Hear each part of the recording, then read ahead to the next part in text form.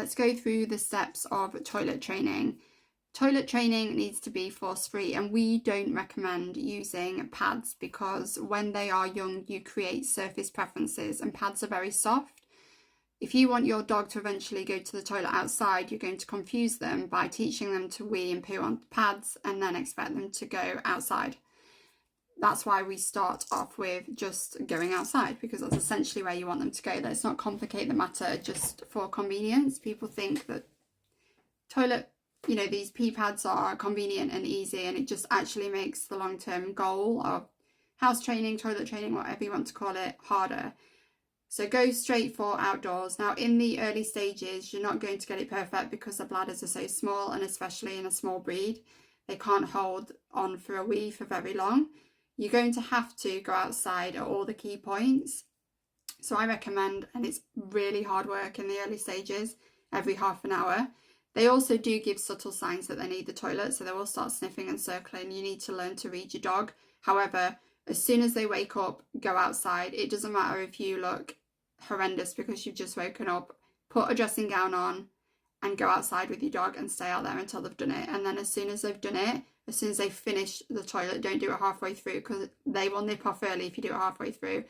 Say yes, good girl, good boy, whatever it is that you want as the marker for them going to the toilet. I say to mine, wee wee, and go, yes, wee wee.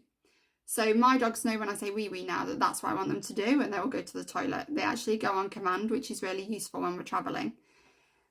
So you need to pair the wanted behaviour with a marker, so wee wee and yes, and make it very high pitched and obvious that you're very happy with them. So then you're marking the word every time they do it.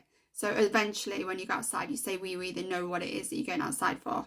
So as soon as they get up, you're going to stand out there for as long as it takes. So wear something appropriate for the weather, and you'll stay out there even if it's raining until they go, and then you'll say it. You'll do it as soon as they've eaten as well.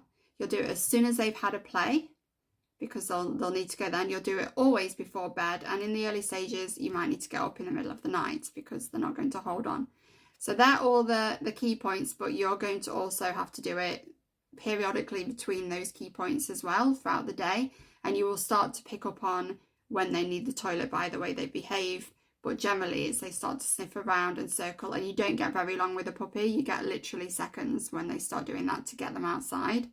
And it's just hard work. There's no two ways around it. In the early stages, it's hard work.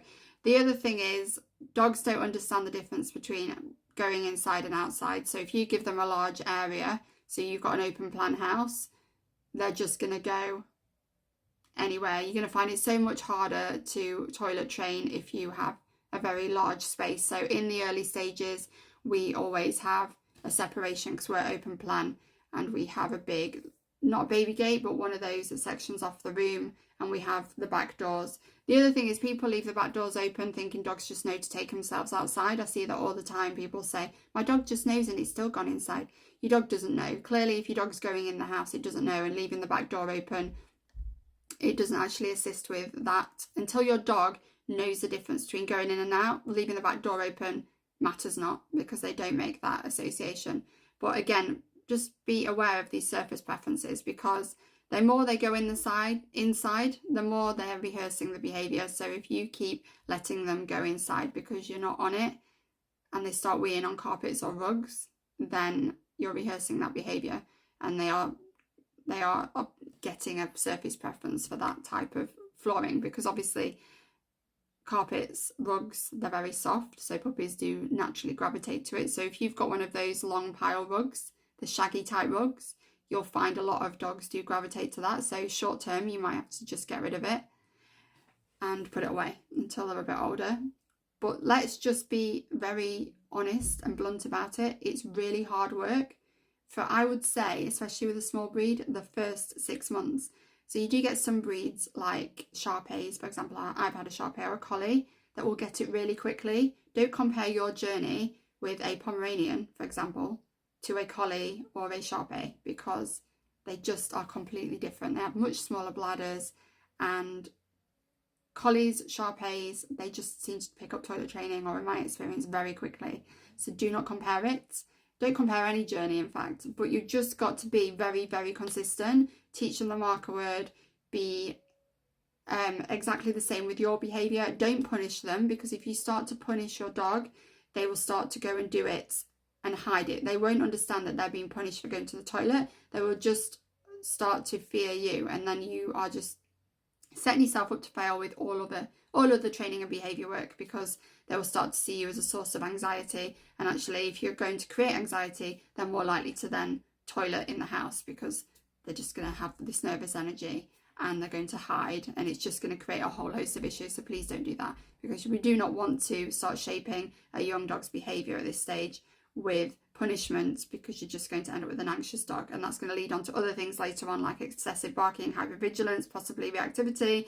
I don't need to go on, but punishment is not the answer, and people get it so wrong. So it's just patience, consistency, and not being lazy. I hate saying that, but I don't want a puppy for a long time. In fact, I think when my dogs have gone, I won't go back to a puppy. I'll go for an older dog, because puppies are such hard work. They are such hard work. I love them, but it is like having a baby again. And if you've ever had a baby, human baby, you'll know it's such hard work.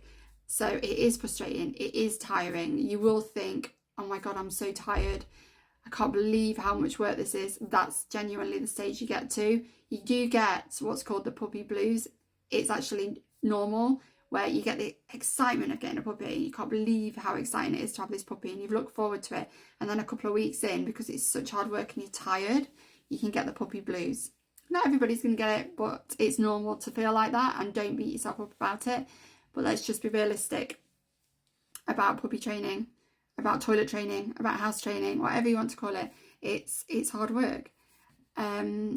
If you get to the stage where you're doing all the steps right, and I mean right, not half-hearted, you've got to be consistent, you've got to be getting it right, then you seriously need to consider going to a vet, because there could be a medical issue, and they can still have medical issues while they're young. So my Pomeranian cross Heidi was struggling with toilet training many years ago. She's 9 now, so it was a long time ago.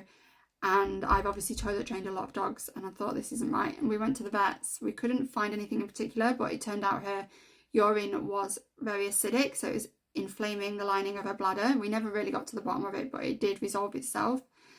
You can change the diet if that happens as well. But the point was, I wouldn't have known this without going to the vet, and that was what was causing her to struggle with toilet training. So if you've done everything very methodically and you're still having issues, then I would definitely recommend going and seeing the vet.